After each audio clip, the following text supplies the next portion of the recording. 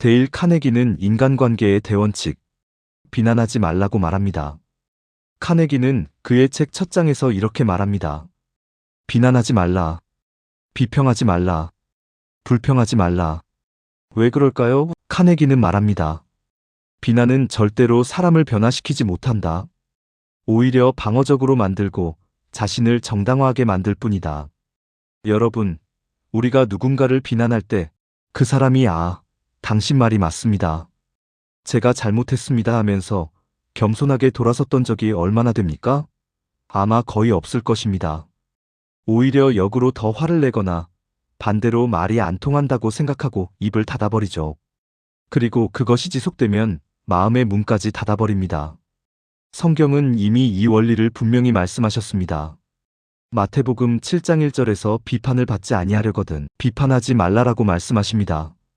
그런데 이 구절은 한국의 목사님들이나 교인들이 많이 오해하는 부분이 있습니다. 한국어 성경은 비판이라고 되어 있는데 원문 성경을 보면 판단하다입니다. 영어 성경에서도 대부분의 영어 성경이 젖지라는 단어, 즉 판단하다라는 단어를 사용합니다. 그러니까 원문대로 번역을 하면 판단하지 말라, 그리하여 너희가 판단받지 않도록입니다. 즉, 너희가 판단받지 않으려면 남도 판단하지 말라는 것입니다. 하지만 이것을 또한 모든 것에 다 적용해서 모든 분별을 금지하는 것이 아닙니다. 우리가 죄에 대해서는 성경을 기준으로 올바른 판단을 해야 하는 것이죠. 여기에서 판단하지 말라는 것은 마태복음 7장 1절에서 5절의 문맥을 보면 자기는 의롭다고 여기고 자신은 온갖 잘못과 죄를 짓고도 위선적으로 남을 판단하는 것을 말하는 것입니다. 요즘으로 치면 내로남불적인 언행을 말하는 것이죠. 그래서 마태복음 7장 1절 이후에 나오는 7장 4절에서 너의 눈 속에 들보가 있는데 왜 형제에게 눈 속에 있는 티를 빼라고 하느냐 하는 말씀이 나오는 것입니다. 너의 눈 속에 있는 들보를 먼저 빼고 형제 눈 속에 있는 티를 빼라는 것입니다. 또 잠언에서는 뭐라고 말씀하십니까? 잠언 15장 1절에서 유순한 대답은 분노를 쉬게 하여도 과격한 말은 노를 격동하느니라 라고 말씀하십니다.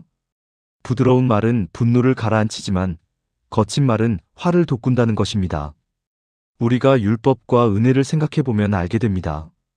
그 전에 구독, 좋아요, 그리고 알림 설정까지 해주시면 내 일상의 삶에 적용이 되는 복된 소식을 가장 먼저 받아보실 수 있습니다. 계속 이어가겠습니다. 하나님께서 시내산에서 모세를 통해서 이스라엘 백성들에게 율법을 주셨을 때 무슨 일이 일어났습니까? 이스라엘 백성들은 죽을까봐 두려워 떨며 멀리 섰습니다. 이와 같이 율법은 완벽했지만 사람을 변화시키지 못했습니다. 그렇다고 율법이 나쁘거나 잘못된 것은 아니죠.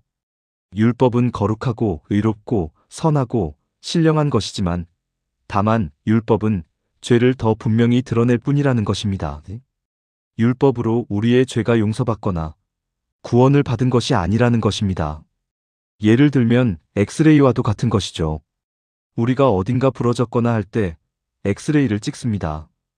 그렇게 엑스레이로 판독해보면 어디가 어떻게 부러졌는지 알 수 있습니다. 하지만 엑스레이 자체가 부러진 곳을 낫게 할 수는 없습니다. 이렇게 엑스레이가 율법과도 같다는 것입니다. 하지만 예수님께서 오셨을 때는 어떠했습니까?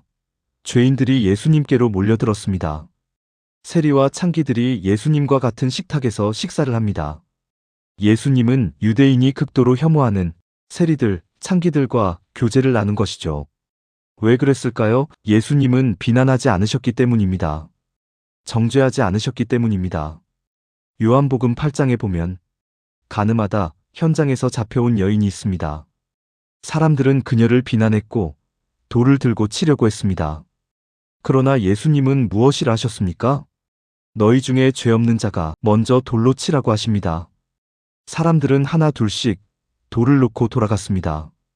그리고 모두가 떠난 후에 예수님은 나도 너를 정죄하지 아니하노니 가서 다시는 죄를 범치 말라고 말씀하십니다. 비난이 아닌 은혜가, 비난이 아닌 복음이 그 여인을 변화시킨 것이죠. 단언컨대 그 여인은 다시는 간음하는 죄를 범하지 않았을 것입니다. 우리는 배우자를, 자녀를, 동료를 얼마나 자주 비난합니까? 아이 참, 그렇게 하지 말라니까. 왜 그렇게 했어? 또 그러네. 당신은 항상 그런 식이네. 이런 말들이 과연 상대를 변화시켰습니까? 절대 아니죠. 오히려 관계가 단절되고 대화가 끊기고 관계의 벽만 높였을 뿐입니다. 오늘 말씀 함께 해주셔서 진심으로 감사드립니다.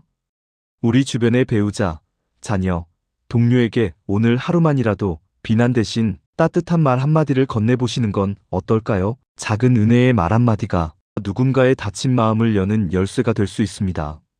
다음 시간에도 일상의 삶에 힘이 되는 말씀으로 찾아뵙겠습니다. 샬롬.